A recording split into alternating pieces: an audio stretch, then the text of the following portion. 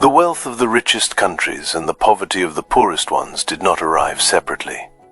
They arrived together, through the same process, at the same time.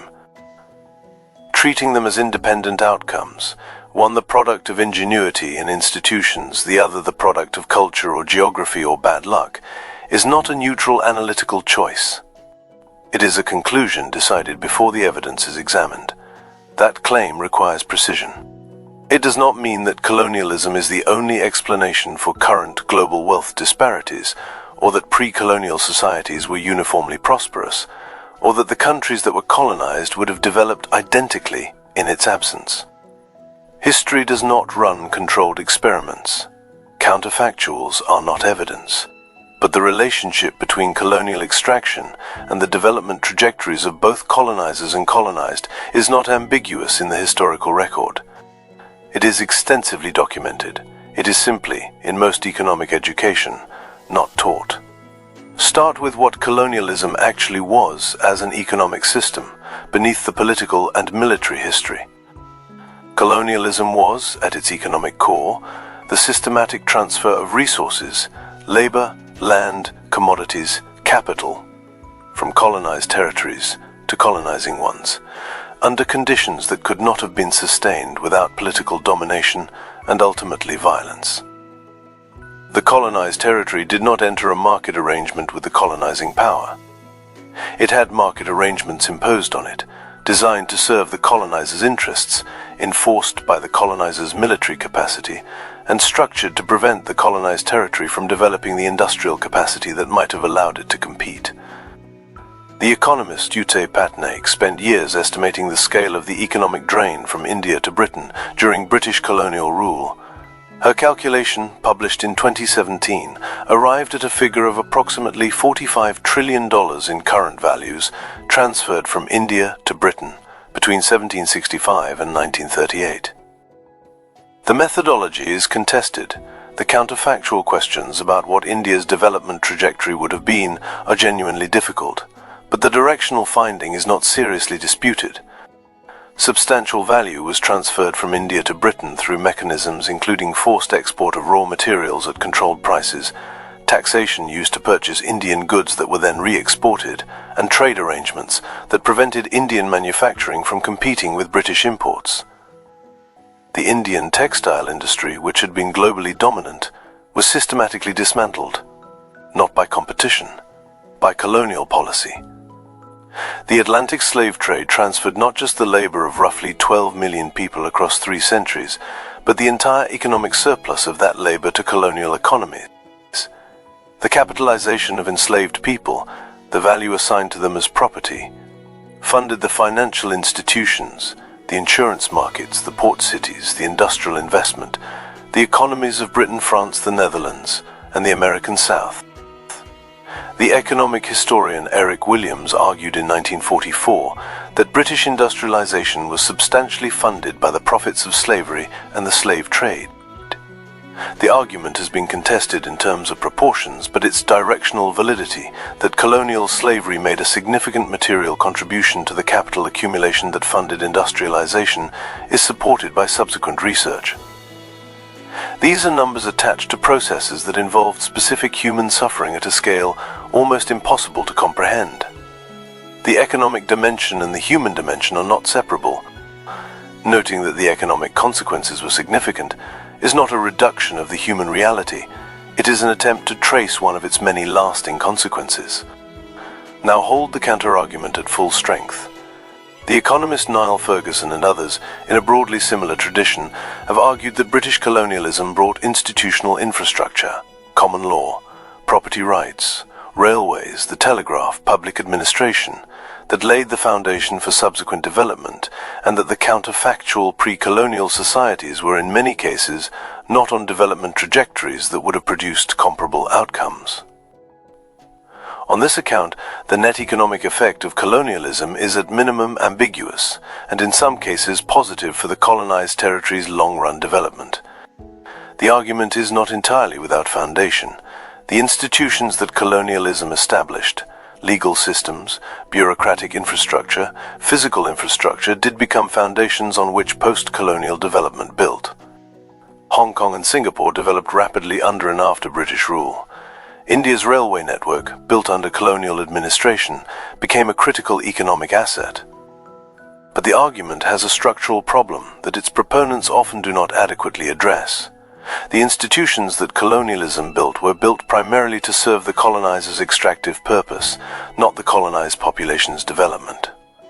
The railways that Ferguson cites as evidence of colonial development were built to move raw materials to ports for export, not to connect Indian towns to each other in ways that would facilitate domestic commerce. The legal systems were designed to protect colonial property rights, not to enable indigenous enterprise. Institutions designed for extraction do not automatically become institutions suited for development when the explicit political domination ends. And the comparison to counterfactual non-colonial development requires assuming that pre-colonial societies had no indigenous development capacity, an assumption that the historical record does not support. The Indian Ocean trade networks before British domination, the agricultural sophistication of pre-colonial West Africa, the urban centers and bureaucratic complexity of pre-colonial societies across multiple continents were not primitive conditions awaiting development. They were different kinds of development, disrupted and in many cases deliberately dismantled to serve colonial economic interests. Here is the floor move. The economic consequences of colonialism did not end with political independence.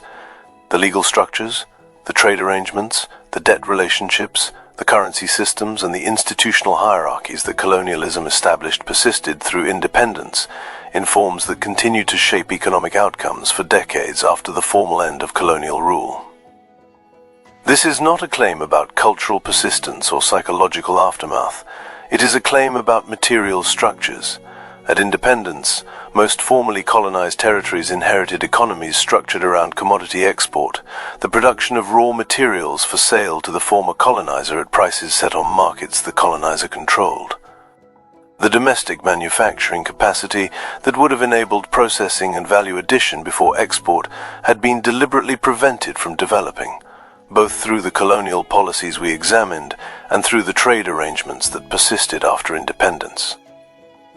The colonized territory produced raw cocoa. The former colonizer processed it into chocolate and sold it back at multiples of the raw material price. Political independence did not change the terms of this trade. The debt arrangements that followed independence created new forms of conditionality. Countries that borrowed to develop found themselves subject to structural adjustment programs administered by institutions, the International Monetary Fund, the World Bank, whose governance structures gave disproportionate weight to the interests of wealthy creditor nations. The conditions attached to loans, liberalized trade, privatized public assets, reduced public spending, open capital accounts, were not neutral technical prescriptions. They were specific policy choices that, as we examined when we looked at trade and debt, consistently served the interests of international capital and the governments representing it over the interests of the population supposedly being assisted.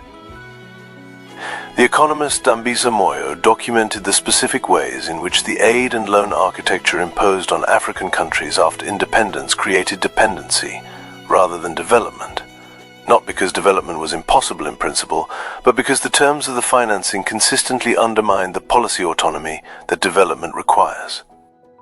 The countries that developed most successfully in the post-war period, South Korea, Taiwan, Japan, did so while maintaining significant protection of domestic industries and active industrial policy. The rules of the international financial architecture that governed most of Africa and Latin America during the same period made these same strategies unavailable or prohibited. The intellectual property regime is a more recent mechanism through which asymmetry is maintained.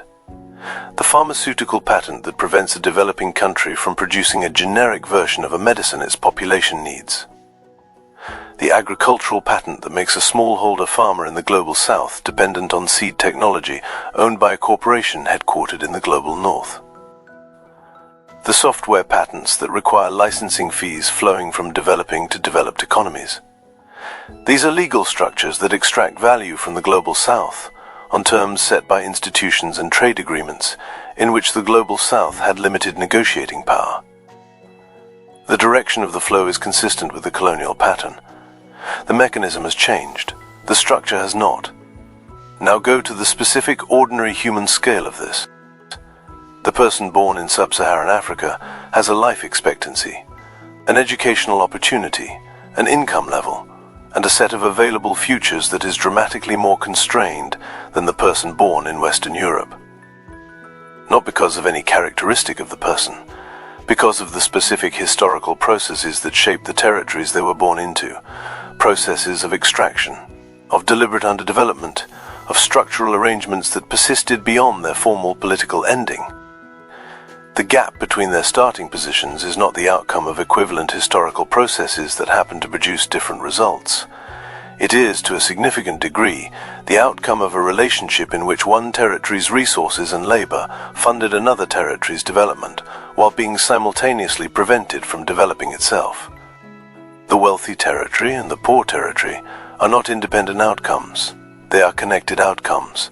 This does not mean that everything wrong with the economic condition of formerly colonized territories is the consequence of colonialism. Post-colonial governments have made policy choices with consequences that are their own responsibility. Corruption, mismanagement, civil conflict, these have real effects that are not reducible to colonial history. The relationship between colonial legacy and current condition is genuine but not totalizing. What is not supportable is the inverse, the claim that colonial history has no material relevance to current economic conditions, that the present distribution of global wealth reflects only the choices and capacities of present-day actors, that the economic position of formerly colonized territories is explained by anything other than the compound effect of historical processes that shape their starting points. The honest position acknowledges both, that colonial extraction shaped the starting conditions of global economic development in ways that disadvantage formerly colonized territories to this day, and that those territories are not simply passive inheritors of history, with no agency in their own development. Both are true. The weight of the first, in the current distribution of global wealth and opportunity, is larger than most economic education acknowledges. There is a reason it is not acknowledged. The acknowledgement has implications. If current wealth in formerly colonizing countries includes a component that derives from historical extraction, questions about reparation, restitution, and the terms of current economic relationships become harder to dismiss. The political inconvenience of the history is part of why the history is kept peripheral to the economic education of the people in the countries that benefited from it. The question that stays open is not about reparations policy or historical guilt. Those are real debates, but they require different conversations. The question is simpler and more personal. The standard of living you inhabit, the infrastructure, the institutions, the accumulated capital, the position in global trade that makes your daily life what it is, how much of it was built with resources and labor that arrive from elsewhere, under conditions that the people there did not choose. You did not choose those conditions either, but you live in their outcome. And whether that changes what you think you owe, or what you think is fair, or what you think should be different, that is not an economic question. It is a question that economics honestly conducted eventually forces you to face.